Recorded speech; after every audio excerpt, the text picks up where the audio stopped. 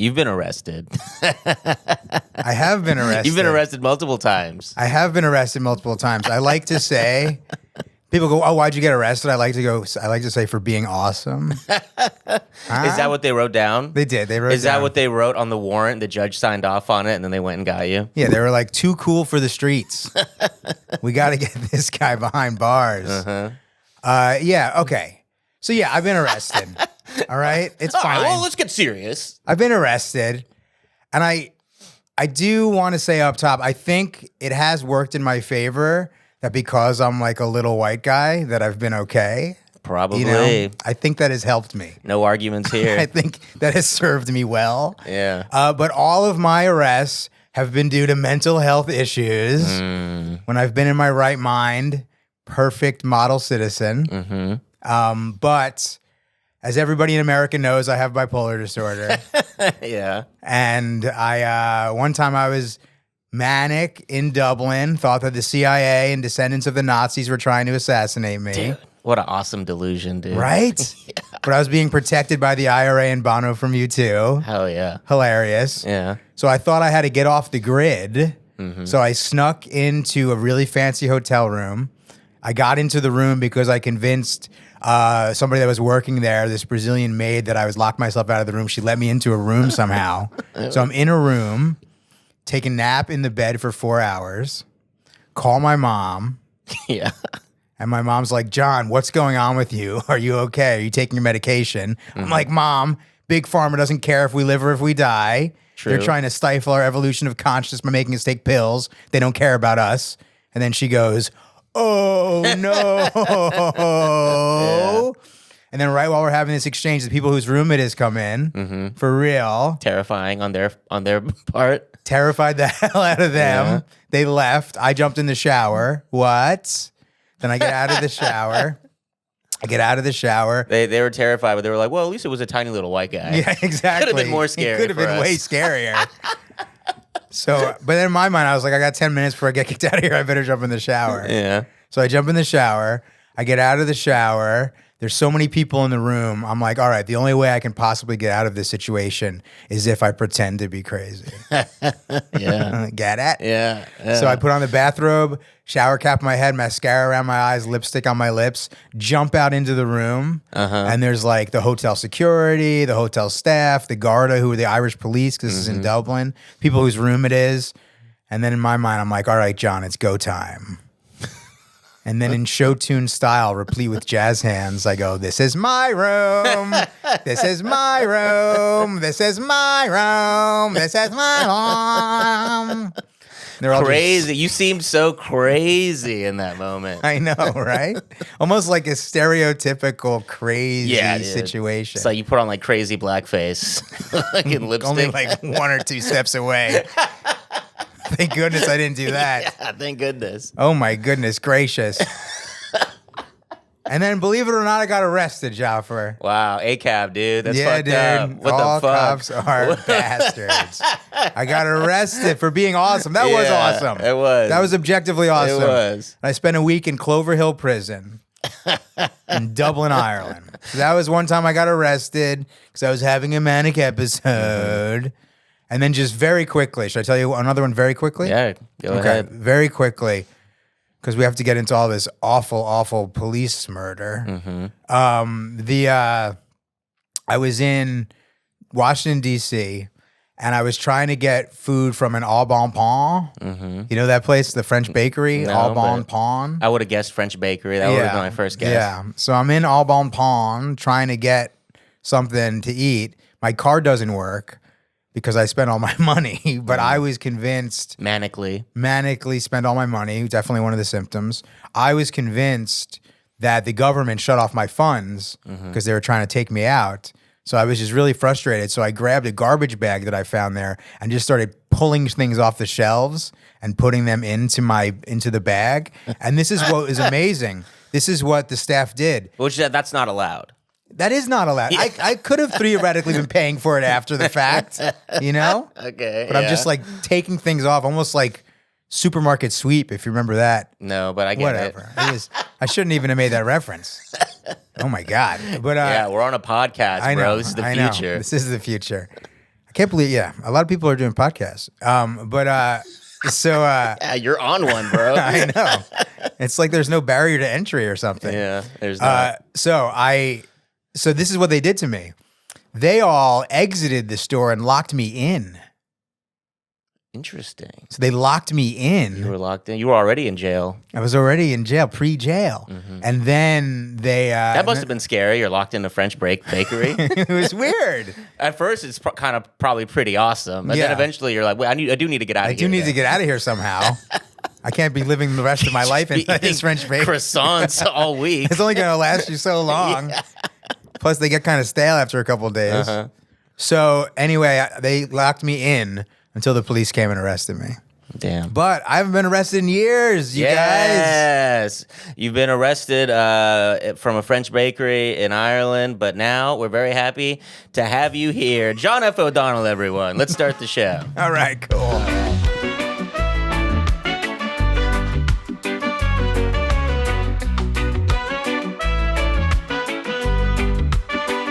Welcome to KAWPS, the podcast, your weekly anti-propaganda police news podcast.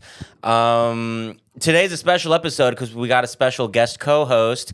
Ashton is at the Grammys because he's writing for the Grammys because he's a successful comedian. But instead, we have... Oh, that's so brutal. I know. But instead, we have struggling comedic genius. Well, I was going to link you with me. I was going to say instead, we have a former correspondent from the best late night comedy show, not The Daily Show, the one Ashton works for. Redacted Tonight, the Daily Show that me and John both were correspondents on at different times of the show. Goddamn right. Hell the yeah. best political satire show in America, possibly. Yeah. Kicking the empire in the teeth, anti-corporate, anti-war. Hell yeah. Pretty fucking good. Yeah, I agree. You know what I mean? And whatever. It's fine. It didn't get as much exposure as it should have. It didn't become the Daily Show that it was meant to be. Yes. But, and we don't have to go into all of that. We don't have to go into all of that. I'm happy for anybody who's doing well in comedy. Yeah, me too. We love Ashton. But Ashton, fuck Ashton. He's not here. John is here. Hell yeah. And very happy to have you on. So let's just dive in with our headline roundup of today's episode. These are some of the police headlines from this week. Why don't you kick us off, John? All right, sounds good. Cops in Michigan kill an unarmed man who was running away. R.I.P. Tony Cox. Cops in Iowa kill an unarmed man. R.I.P. Brandon Mitchell. Cops in Tennessee kill a teenager inside of his home. R.I.P. Davon St. Germain. Cop in Ohio kills a mother of 5 and then kills himself. R.I.P. Latoya Philpott. Cop in Pennsylvania kills his ex-girlfriend's new boyfriend. R.I.P. John Rabbits Jr. Cops in Tennessee beat up an inmate who died the next day. R.I.P. David Batts. Cop in Colorado pleads guilty to fatally shooting a man who was driving away. R.I.P. Justin Reffel. Cop in Arkansas is charged with assaulting a handcuffed man. Cop in Alabama is charged with assaulting a handcuffed man. Cops in Oklahoma are facing a lawsuit for illegally strip searching a college student. Cop in Massachusetts is arrested for domestic violence. Cop in New York is convicted of domestic violence. Cop in California is convicted of sexually assaulting multiple women. Cop in Ohio is charged with child sexual exploitation. Cop in Louisiana is arrested for sexually assaulting children. Cop in Oklahoma is convicted of sexually assaulting children.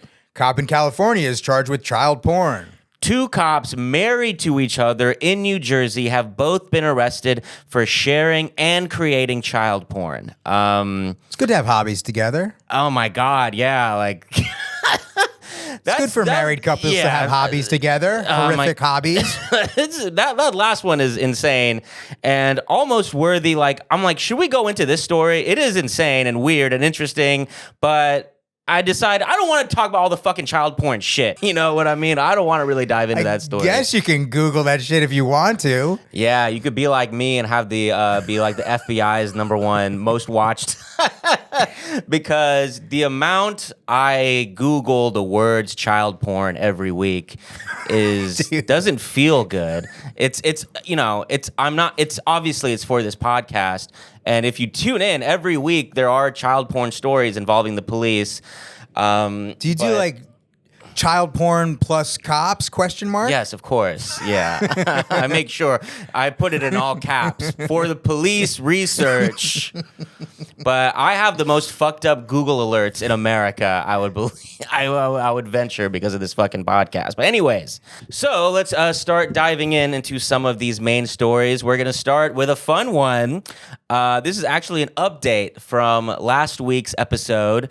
Me and Ashton were talking about some of these cops who have been caught lying, making up stories behind how and why they got shot on the job. And with these stories, all we knew is that they lied and made up a story. We didn't know what the story was.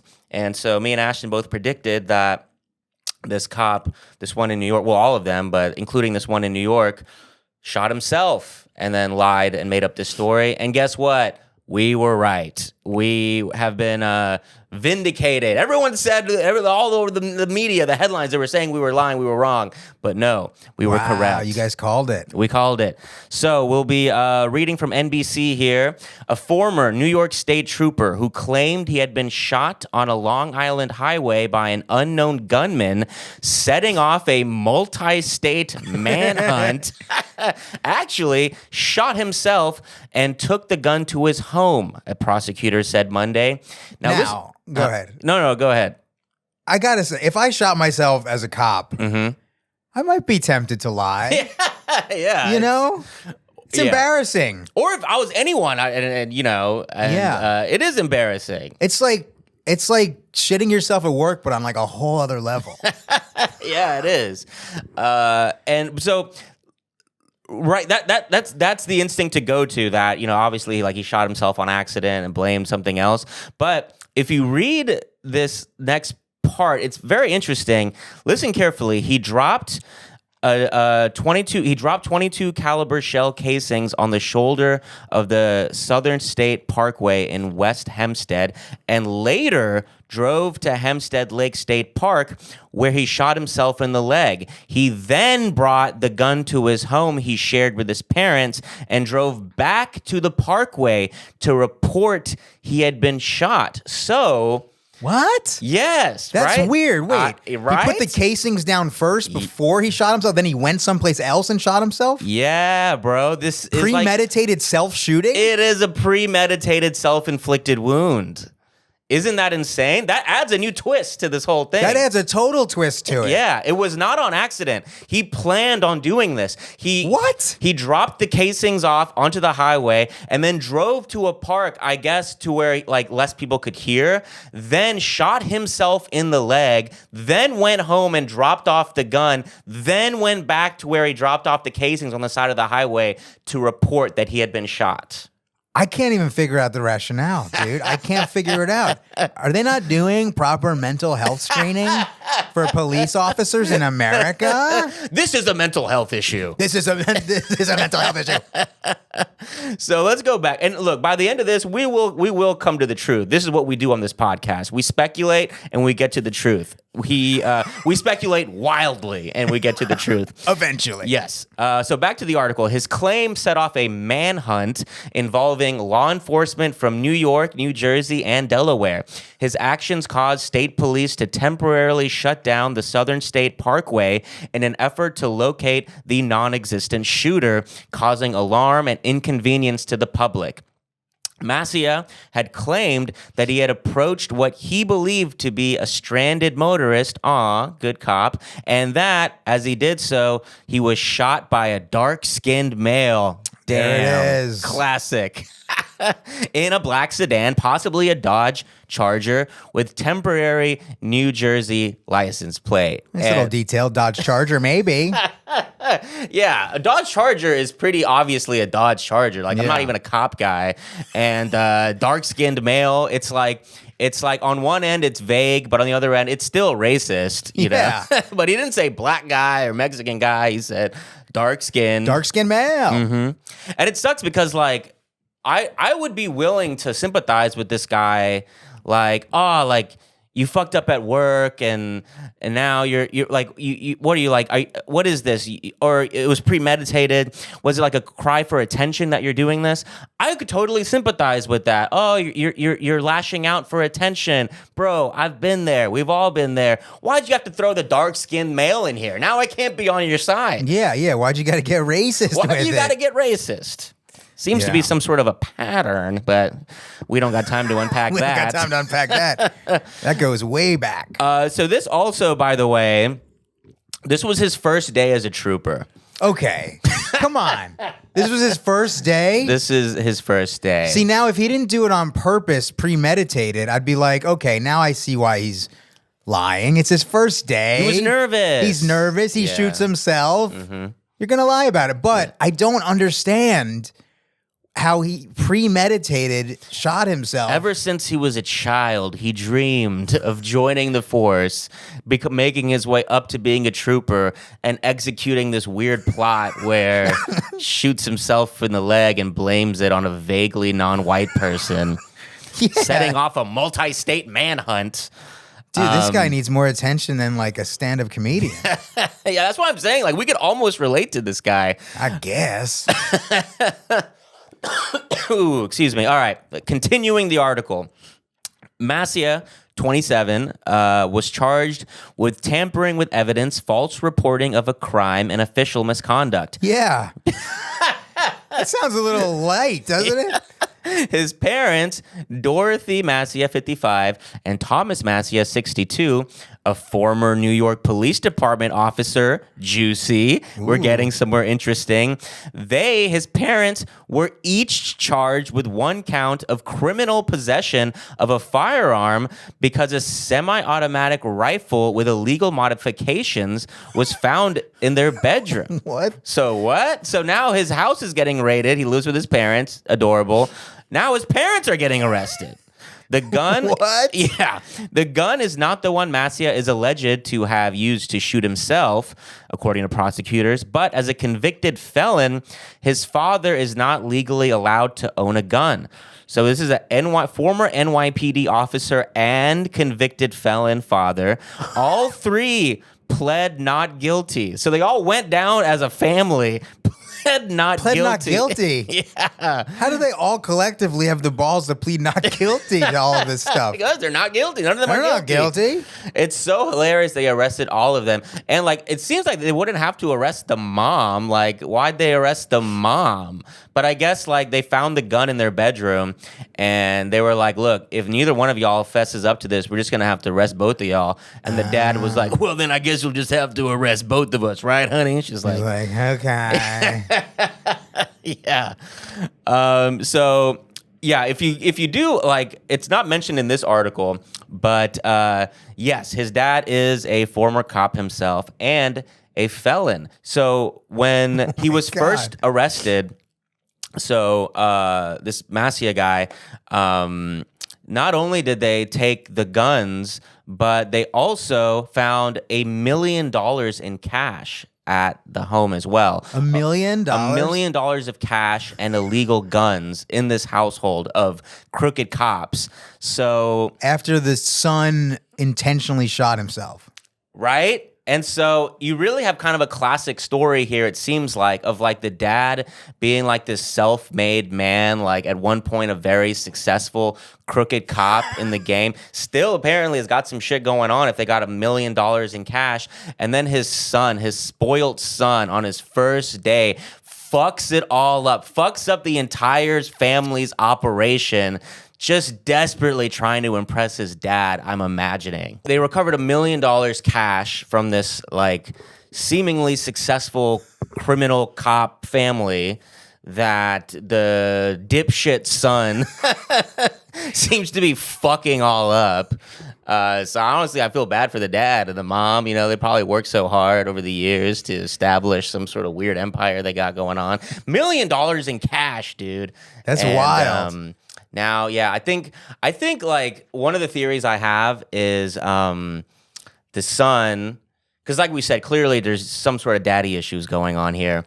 I think my theory is that he was trying to impress his dad by getting shot in the leg by a dark-skinned man on his first day and being like, look at me, Dad. Look, I'm actually out here doing it. Or even more likely is that he was like, look, Dad, I shot myself in the leg and blamed it on a dark-skinned man on my first day. Aren't you proud of me? Oh my God. It's only my first day and I'm already framing black and brown people for shooting a cop. Isn't that impressive, Daddy? Don't you love me, Daddy? Can I join your cocaine ring, Daddy? Please? Yeah, but he flew too close to the sun because it seems like immediately, the internal investigations was like, this is not adding up. This is wild, dude. Yeah. Yeah. And we haven't even commented on just like the recklessness of a multi-state, multi-police department manhunt for a dark-skinned male. It's pretty broad. It's pretty broad. It's pretty racist. Yeah, and it all these cops with their little hair triggers. One of their colleagues, fresh-faced, young, on his first day. Get shot on the first day by a dark-skinned man. We got to get this dark-skinned male over 3 states. Yeah. So yeah, it's crazy. Absolutely, absolutely insane and hilarious story. And then the whole family is like pleading not guilty together. It's like a sitcom. It's literally, it's literally like Arrested Development, right? You got the dad figure who's like actually successful at what he did, who's built his little empire. And then this cop is like Job, the fuck up son, just desperate for his father's attention. Yeah. Now they're all pleading not guilty together in the same whatever precinct courtroom. I don't know. And I'm like, yeah, it's a little sitcom. It's zany. I would watch this. Yeah, it's wild, dude. Yeah. So, shout out the Macias. The Macias doing it, living their best lives. All right. Well, now we got a short slew of some infuriating tragedies to cover. These all happened the last week, and because they just happened last week, we don't have many details on them. It's kind of how this police coverage usually goes, but we're going to share them with you because they're important stories. So, John, you want to kick off the first one? Sure. I'm reading from KCCI Des Moines. On January 24th, Des Moines police officers were conducting a felony warrant check in the 1300 block of East Tiffin Avenue around 2:44 p.m. Responding officers located the suspect, now identified as 36-year-old Brandon Allen Mitchell, who ran into the residence, police say. At around 3:38 p.m., police say an officer communicated via radio that the suspect announced he was armed with a gun. Seconds later, 2 officers fired, hitting Mitchell. Mitchell was taken to a nearby hospital where he later died. Both officers who fired their guns are on administrative assignment, which is standard protocol for officers who have experienced a critical or traumatic incident. According to the DMPD, video and audio recordings of the incident show that officers entered the home and announced their presence and the presence of a canine before searching for Mitchell. The canine located Mitchell in a closet, and Mitchell told officers he had a gun. The DMPD says the recordings show an officer ordering Mitchell to show his hands before Mitchell says he has a gun again. There is then, quote, a loud noise and movement from within the closet that officers perceive as them being fired upon, end quote. Both officers then fired their handguns. The officers began life-saving efforts until medics with the Des Moines Fire Department arrived. The DMPD says a search warrant was executed on the residence and no firearm was recovered during the search. The Iowa Division of Criminal Investigation is continuing to investigate the incident. R.I.P. Brandon Allen Mitchell. R.I.P. Brandon Allen Mitchell. And so that last line was really a doozy. No firearm was recovered. So again, we don't know the details. We don't really know what was going on here. We don't have any body cam footage yet. But the fact that there was no gun recovered, they shot and killed an unarmed man in his own home. Yeah, and who is like, I got a gun in here. I want to make this more of a potential fatal situation for me. Exactly, yeah. It's odd. It's very shady. I mean, it could have been like a suicide by cop attempt. It could have been maybe that he never said any of that, and we don't know yet. We don't have the footage. But regardless, seems like there was absolutely no need for any shots to be fired if this man was unarmed. So that's coming out of Des Moines. Very sad, infuriating story. Yeah. Now we're going to Tennessee. We're reading from Knox News. On January 3rd, Knox County Sheriff's deputies shot and killed 18-year-old Devon Montez St. Germain inside his home in South Knox County during a Knox County Sheriff's Office SWAT team raid. So we have the death of a black teenager in Tennessee at the hands of the police. Knox County SWAT team members were executing a search warrant just before 7:30 a.m. when they tried to take St. Germain into custody.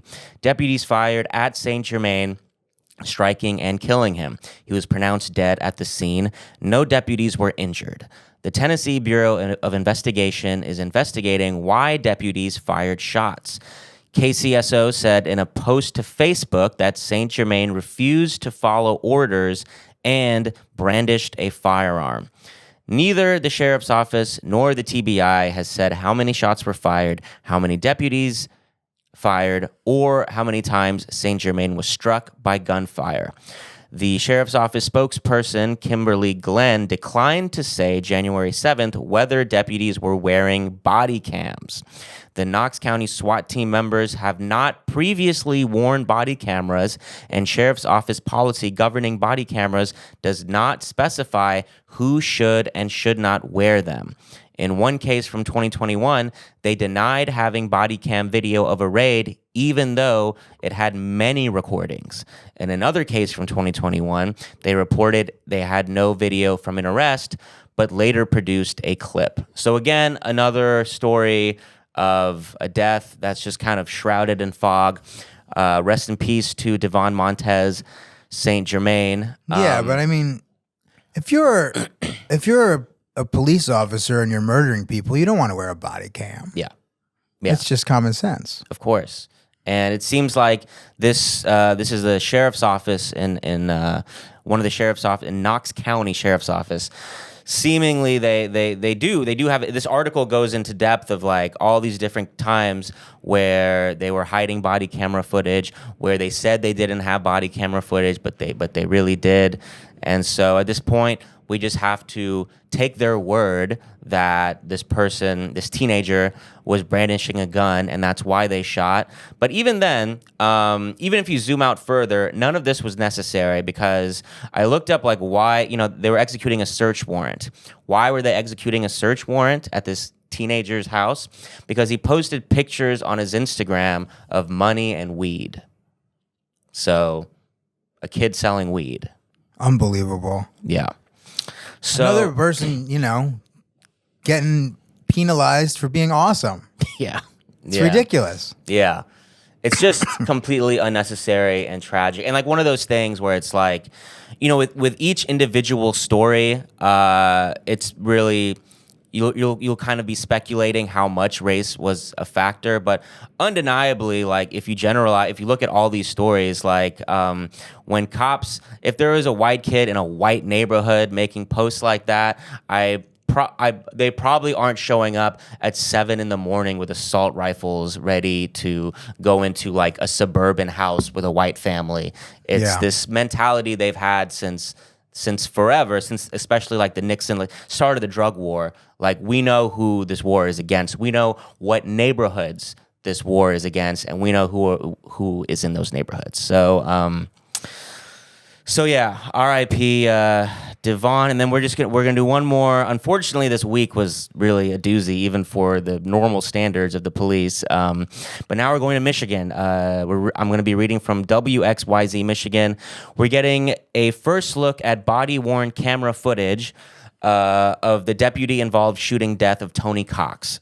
This happened in Pontiac on December 13th, 2023. So a little over a month ago was this incident, but we just now got the body camera footage. Oakland County Sheriff's Office deputies stopped Cox's vehicle, saying it looked similar to another car tied to a shots fired call 4 days prior.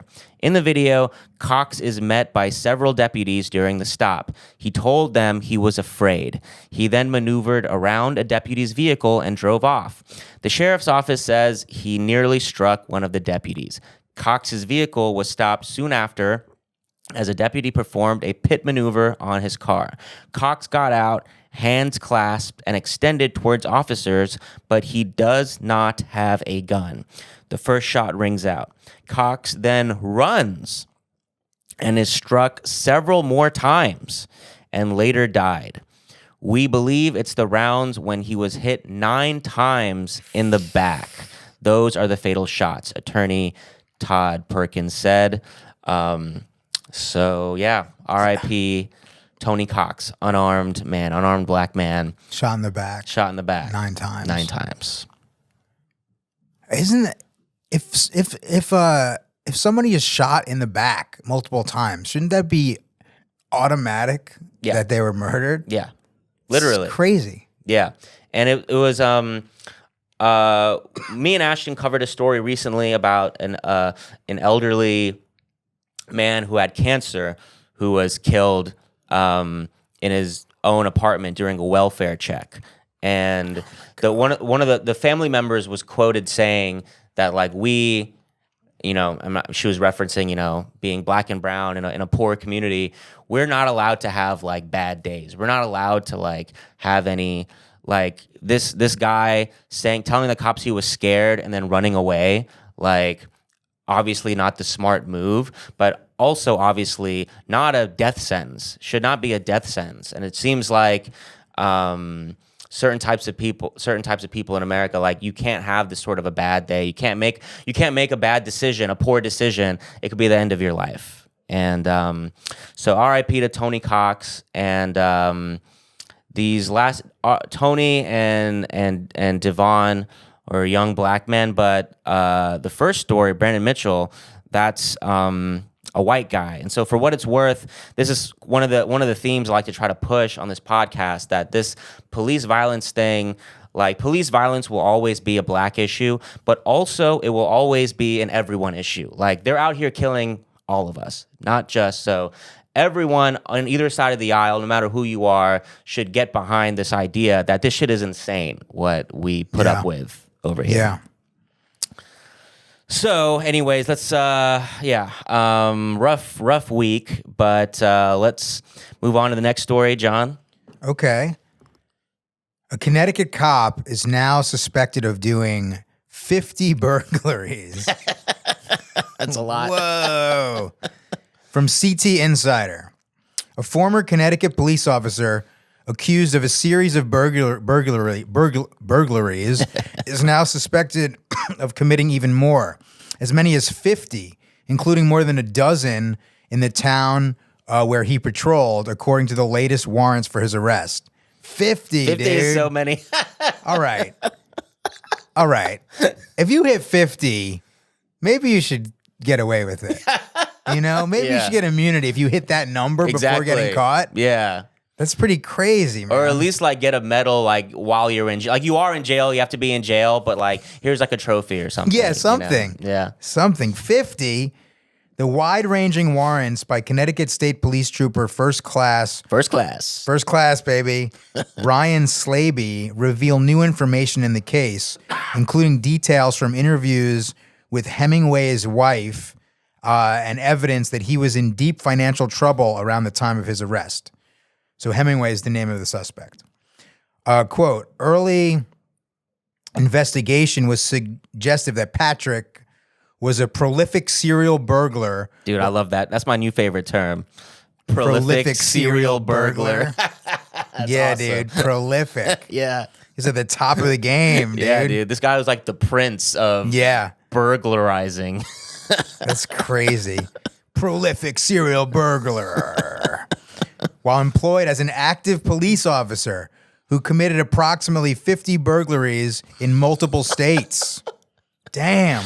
At a certain point, you got to be like, all right, this guy just loves burglaries. He's doing this for the love of the game. Yeah, he's got a passion. Yeah. He's prolific. Yeah, he is. He was born to do it. Yeah. It's a calling. Yeah. We were all put on God's green earth for one reason. And he found his. Okay.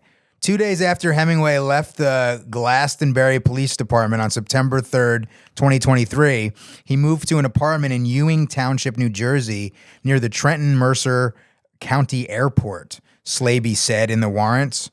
Hemingway had said in his letter of resignation that he planned to attend flight school. He's got dreams. He's got dreams. He's not just a prolific serial burglar. He's trying to take it to the next level. Yeah. Wants to hijack planes or something. I don't know what he wants to do. He's going to hijack 50 planes. He wants to steal cargo. Yeah, he wants to steal cargo. Okay, let's see. An Army helicopter pilot who served in Afghanistan, Hemingway wanted to be a commercial aviator, he said. He became a full-time student at Infinity Flight Group at the airport. Good for him.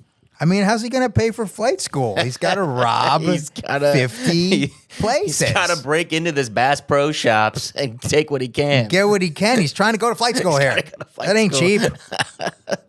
Later that month, Connecticut state troopers joined New Jersey police to search the apartment. They found a gun that was not registered to Hemingway and financial documents indicating he had taken out more than $300,000 in loans from multiple lenders and had defaulted on the loan payments. All right, so maybe it wasn't purely a passion that he had. Maybe he had some other reasons that he had. Maybe he had some financial reasons. Yeah. Maybe he should connect with the Macia family, get part of that mill from that coke ring. Yeah. From the son who shot himself in the leg to try to make his daddy love him. Yeah, I don't dude. know. It's the fucking gig side hustle economy. Dude, it is. Sucks. $300,000 in loans from multiple lenders and had defaulted on the loan payments. Investigators also found out Hemingway carried a lock-picking tool set when he worked as an officer and, quote, openly bragged about his ability to pick locks, end quote. You know I can pick locks. You know, I'm like really good at picking locks. I mean, I wouldn't do it for any burglary purposes or anything. I'm a cop. They're like at the crime scene of the last burglary. Oh wait, this door's locked. You guys, don't. No, we don't need the key. Yeah. Let me show you what I can do. Look, I don't know who did this, but I just want to say this guy's really talented at picking locks. Yeah, I mean, the work here is just the craftsmanship is beautiful. Yeah. There's no dents. Yeah. I don't know. This like trooper who like broke open the case, I don't know, doesn't seem like that much of a Sherlock Holmes. Like it seems like a pretty open and shut. Maybe it's the guy who's bragging about his lock picking skills and has a burlap sack with a dollar sign on it. It has a tiny little black mask that's covering up just his eyes. Maybe it's that guy. That might be the dude, you know? He's trying to go to flight school, trying to better himself. Wants to steal in the air. Okay. Investigators also interviewed Hemingway's wife, Haley, who they quickly ruled out as being involved in the burglaries. Interesting. When Haley Hemingway saw a surveillance photo of the hooded suspect from April 2023, quote, she immediately recognized the burglar to be Patrick based on features of his face. Okay. That's my Patrick. That's my Patrick. I can recognize the features on his face. I'm such a silly goose. I had no idea he committed 50 burglaries. I was immediately ruled out as being part of it. Yeah. Because I'm a real dum-dum. Because I'm a fucking idiot. This is wonderful. In summer 2023, Haley Hemingway said she found in the spare bedroom of their rented ranch a small green duffel bag with a large amount of cash inside, bundled with white bands, according to the warrants. She was like, honey. Nothing to see here. Here we go. When she asked her husband about it, he told her it was from the, quote, coin jar. Oh my God. Which struck her as strange. Yeah. Seeing as how, number one, they're not fucking coins. Yeah, the warrant said. She said the closest thing they had to a coin jar was a small square box for a small number of coins, the warrant said. Coin jar? Yeah. This lady does not sound like the sharpest knife in the drawer. This was the exact moment they were like, all right, she had nothing to do with these robberies. He said it was a coin jar. He said it came from the coin jar. You know the coin jar. You put the coins into the magic jar. Yeah. And they turn into $100 bills wrapped in white rubber bands. Yeah. Oh, my God. Well, we've all been to a coin star before, you know. We have. We've all been to Coinstar, and we know that this is how it works. We all leave with the duffel bag full of bands and bands and bands of cash. Haley Hemingway. Oh my It reads goodness. like he like hates his wife. Like it reads like that he said that sarcastically. Like she asked him like this obvious, like he's clear in his mind, like, dude, I'm so obviously going out and robbing stores every night. And that's why I have this bag of cash here, and you're asking me, you have the nerve to ask me where this cash came from? Coin jar. Oh, it's from the coin jar. Coin jar, lady, get out of here. Exactly. Haley Hemingway. Dumbass. Came from the coin jar, babe. Don't ask any more questions. I'm trying to go to flight school here. Yeah. This guy's trying to go, like, you know, $300,000 in debt. That is a lot, but it's not that uncommon. Like, that's like medical school debt. Right? It's not that uncommon. But you don't see med students like dropping out of school and then like terrorizing their towns like this cop. Like there is clearly other options. And it's not like again, like he was missing rent, he was about to get evicted, they're about to take his kids away, some sort of like extremely desperate situation. You could just restructure your loan, bro. You don't have to like put on a mask and break into Burger King and do this. Yeah, and flight school can't cost $300,000. Yeah. You know? It's just such an insane leap this guy took. But I think, like we mentioned earlier, this guy just likes breaking into shit. He's good at picking locks. He brags about it, dude. Yeah. I mean, you know, he's a talented person. You want to let him pursue his passion. He could fly. He could break into locks. It's too bad his wife just couldn't keep up. Couldn't keep up, dude. She was too busy being enamored by the magic coin jar that turns the coins into $100 bills. It is fucked up that we're being the most ruthless to this man's poor wife. I know. She's just a simple, who had nice no lady. idea that this was happening. It was just funny when they said the cops immediately ruled her out. Immediately ruled her How out. so? Yeah. They're like, nah. Yeah. No, she doesn't know what's going on. There's no way this wife had no idea that he was going out every night and robbing stores. It's like, well, have you talked to her yet? No? All right. Well, just wait till you have one conversation with Haley Hemingway. She's got a cool name. It is. It's cool. But yeah, you know, shout out to this fucking cop in Connecticut going on a prolific serial burglarizing spree. 50. He should get something for that. Some sort of award. He should get something.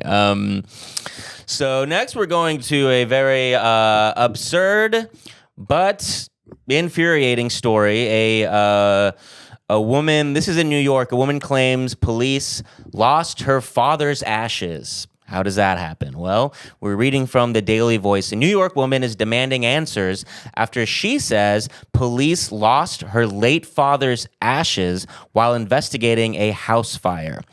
Rensselaer County resident Jennifer Brunson of Brunswick claims that Troy police evidence technicians took a vial of Thurman McCaffrey's ashes to test for drugs after a fire destroyed her sister's home on Fifth Avenue Saturday, January 4th. Okay, it's just a vial.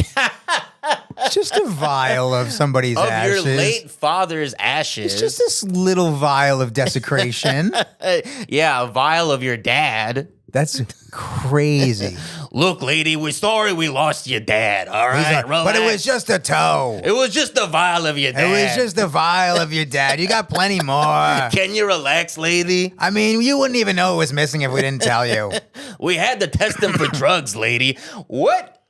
I mean, it's so insane, like the police's mentality. It's like if your house is burning to the ground, it's like if you're ever in that situation, pray to God that just the fire department shows up and not the cops who, if they have nothing to do, if you have no pet they could shoot in the head, they will dig through your father's ashes to test for drugs? Crazy. What the fuck? Why? Well, you know, people hide their drugs in their loved ones' ashes, I guess. Dude, your house is burned down. If you're a drug dealer, dude, you don't need to go to jail. Your house got burned to the ground. Like, just call it even. Yeah. What are you doing? It's crazy. Oh, sorry. We lost this vial of your father's ashes. Yes. Wild. And it's like, try to put yourself in the situation of like showing up to a house where they just burnt their house burned down. It's a woman. She's probably bawling, crying. She's probably an absolute mess and trying to gather her things, and you're like, all right, how can I help this situation as a trusted member of this community? Oh, is that a urn of who is it? Oh, your father who passed away. We're going to test this for drugs. Oh, my We're going to take God. this down to the precinct. That's like, We're going to get to the bottom of this. Yeah, we're gonna You're see. going down for a long time, lady. we know you just lost everything, but now you're going to lose a little bit more. A vial. A vial more. Oh, God. Yeah, they have to get like creatively menacing to Exactly. even figure out how to do that. Who even has that idea? Yeah, it's insane. So let's go back here. Brunson immediately raised concerns, fearing her dad's remains would be discarded once they tested negative.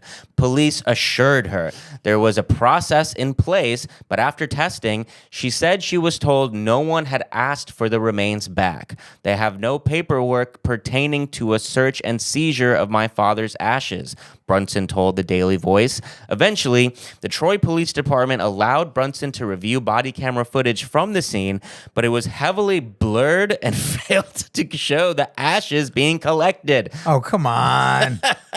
Yeah, here, look at this blurry bullshit we got for Yeah, you. dude. See, huh? At this Nothing point, to see here. Yeah, it used to be like muscle memory, like redacting body cam footage. They just can't help Damn. themselves.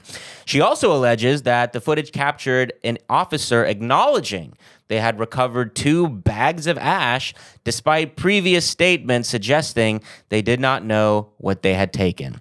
She alleges that city leadership is engaged in a cover-up. She also claims the police department has referenced her nephew's past legal troubles in an attempt to discredit her family. So they're just going on a war with this family whose house burned down. Brunson has Wait, what? Yeah. So her nephew's a criminal. Yeah, I mean, Therefore, give me them ashes. Yeah. Give me them daddy ashes. those ashes are mine. Those ashes are mine. Your nephew's done bad stuff. Give me them ashes. Your nephew was caught loitering at In-N-Out, and now your father's ashes are ours. That's how it works. Brunson has demanded access to the unblurred footage and official documentation related to the seizure of her father's remains. She is also considering legal action against the city of Troy. So, yeah, cops fucking you over in ways you couldn't even imagine. I couldn't even think like, oh yeah, let's fuck with the father's ashes. Yeah.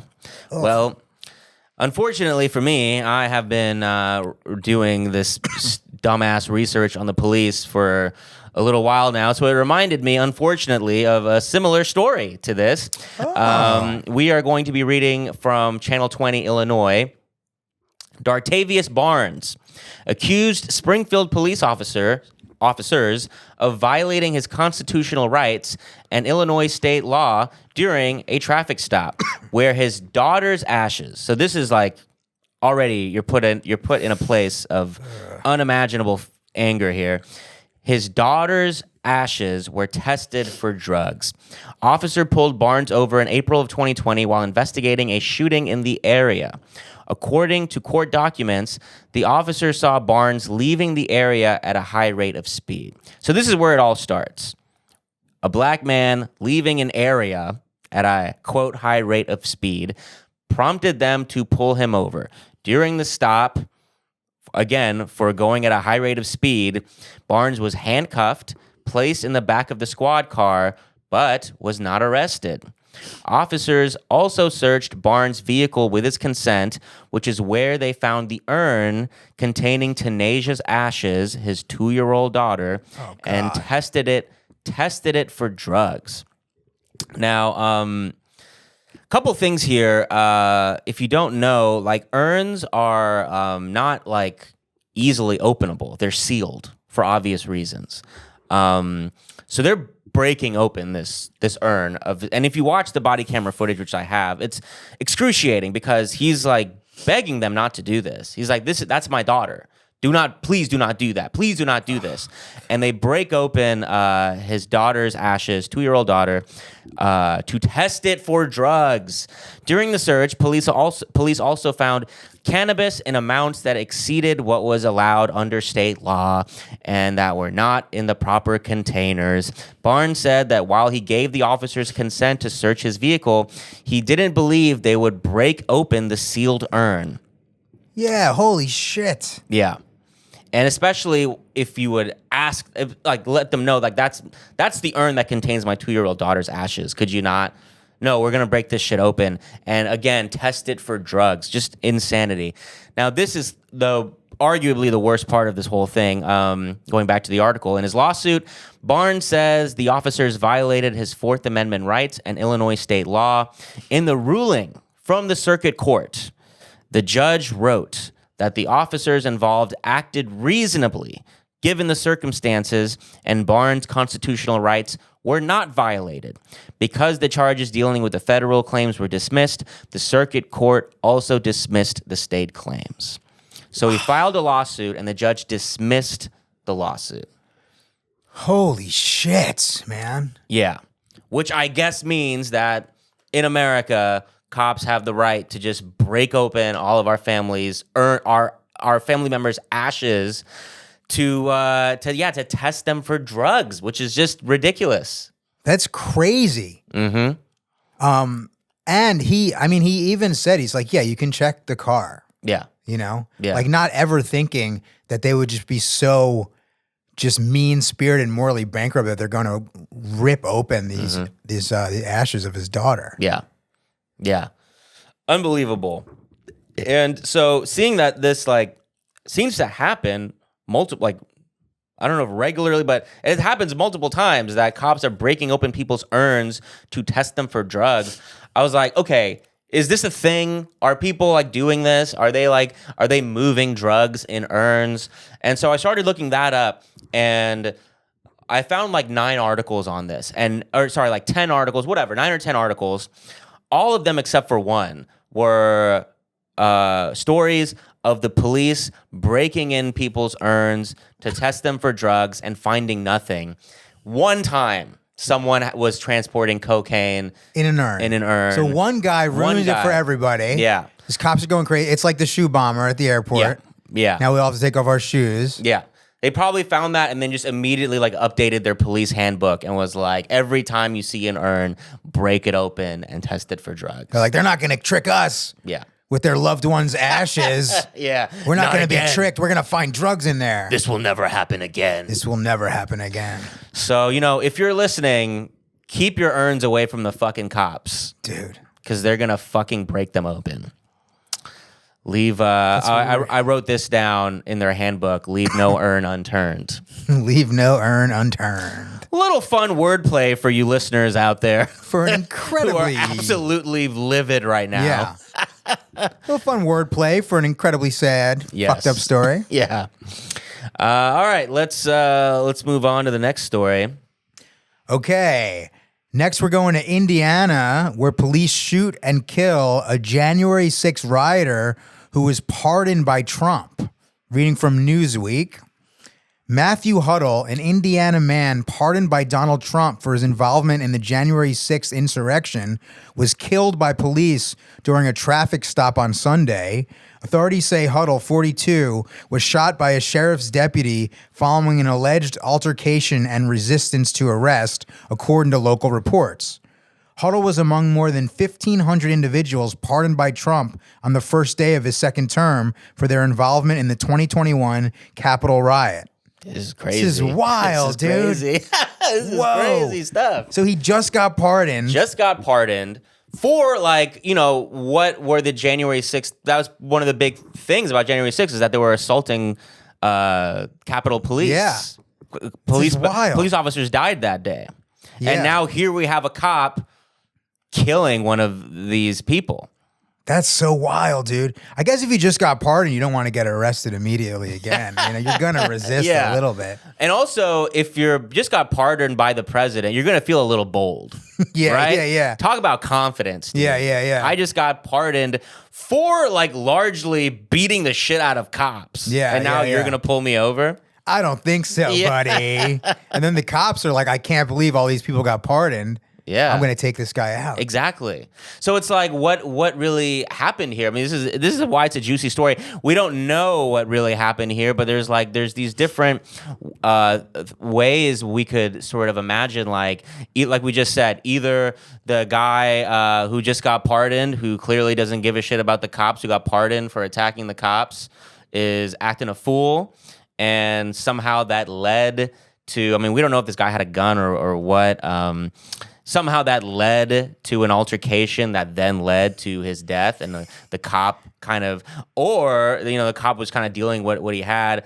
That being said, obviously, I don't think there's any way this guy justifiably was killed. Like, in this moment, I'm probably siding with this January 6th guy. Like, you don't got to kill this guy. Sure. But maybe he was like, I just got pardoned. Exactly. Yeah. Could have been extremely confident and obnoxious because of the pardon, or I think this is less likely, or maybe the cop somehow he's been like really following this whole story and he sees his ID and he's like, oh shit. Oh yeah. This is one of you January 6th motherfuckers. I don't know, man. Because the cops are they're mad about that. They like what is FOP, Fraternal Order of Police? The largest police union. They issued a statement. They co-sign. What's the word I'm looking for? Not co-sign. Endorse Donald Trump like every time he runs. But after the pardon, they put out a statement, just being like, not cool, bro. Like. We voted for you. We love you. We voted for you. Come on. Why are you doing this, bro? Come on. Why are you doing this? We need to keep people in jail. Yeah. So the cops are mad at the pardons, and they're obviously mad at these January 6th rioters. But was that? Oh, yeah, there was more to the story, Should I keep reading? Yeah. Huddle was charged along with his uncle for his role in the riots after the pair traveled to Washington together. Huddle entered the Capitol for 10 minutes. 10 minutes. Come on. Jumped in the Capitol on January 6th for 10 minutes. Just dipped his toe into the insurrection. Exactly. Give him no big deal. Accepted a plea deal resulting in a 6-month prison sentence. All right, 10 minutes, 6 months. Yeah. But I want to say, like, dude, with his uncle, that's good family time, dude. Yeah, dude. That's classic fun uncle. They just wanted to go to D.C., do some tourist stuff. Yeah, they jump in the Capitol. I remember like going to Pakistan, hanging out with my uncle, and like we would watch like rated R movies together, and like I felt like doing bad stuff with my uncle. This is just that. This is pretty much that. This is exactly that. This is white supremacist version of that, and I respect all cultures. As well that you should. That's beautiful. Yeah. It's very analogous to you and your uncle. Let them have their family time. Let them. That's their culture. Yeah. Okay, let's see. So then his uncle, Dale Huddle, received a 30-month sentence after pleading guilty to assaulting an officer with a flagpole. Hell yeah, dude. Okay, all right. Just classic uncle behavior. Too many beers at the barbecue. Yeah. Around 4 p.m. on Sunday, a Jasper County Sheriff's deputy stopped Huddle, according to a press release from Indiana State Police. Police say Huddle resisted and struggled when they tried to arrest him. Quote, an altercation took place between the suspect and the officer, which resulted in the officer firing his weapon and fatally wounding the suspect.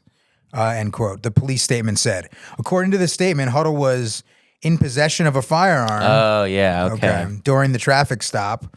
Police have not yet said whether he attempted to use the weapon or where it was found. What happened? I need to know what happened. Can you get pardoned and then immediately get a gun? Is there any sort of... It's a pardon, bro. It's a pardon. It's a pardon. Otherwise, it wouldn't be a pardon. Not in my book, at least. Yeah. Full pardon, get gun immediately. Yeah. Get killed by the cop immediately. Get killed by a cop immediately. Get pardoned, get a gun, suicide by cop. I fucking salute to you, bro. Yeah, dude. 10 minutes in the cap. 10 minutes. Yeah. Come on. Yeah. R.I.P. this guy. I don't want to say, rest in peace to everyone. He didn't deserve to get murdered. Yeah. Yeah. Rest in peace. Rest in peace, Huddle. Matthew Huddle. Yeah. Flew too close to the sun. Happens to the best of us. I just got. We could have all been Matthew Huddle. It could be any one of us. Hey, cop, I just got pardoned, bitch, by the president, bitch. Yeah, I got a gun. Yeah. I just got this gun. Why don't you come over here and suck my dick? What are you going to do to me now? Oh, kill me? Oh, whoops. I just wanted to hang out with my uncle. Oh, man. Yeah, dude. I totally see myself in Matthew Huddle. Jesus Christ. Oh, This country God. is fucked up. Yeah, dude. dude. Yeah. This is exciting stuff, you know? Isn't it weird how fucked up this country is, but we still someplace in the back of our minds are like, greatest country in the world. Yeah, because of shit like this. It's somewhere in there. This is awesome. This is awesome. Undeniably awesome story. Yeah. It's just in there someplace. Yeah. Yeah. I don't know. We're all struggling. We've gone an hour, so me and John have just been having too much fun. So that's it for the main episode.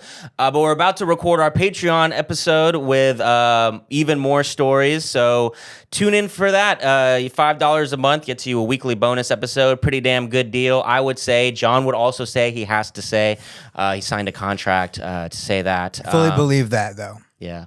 Yeah, thanks, John. But thanks for tuning in, and hopefully you'll tune into the Patreon. Either way, thank you for listening. Have a good one. Thank you, John. Thanks for being here. Yeah, it's so fun. All And right. horrifying. Yeah, perfect. All right.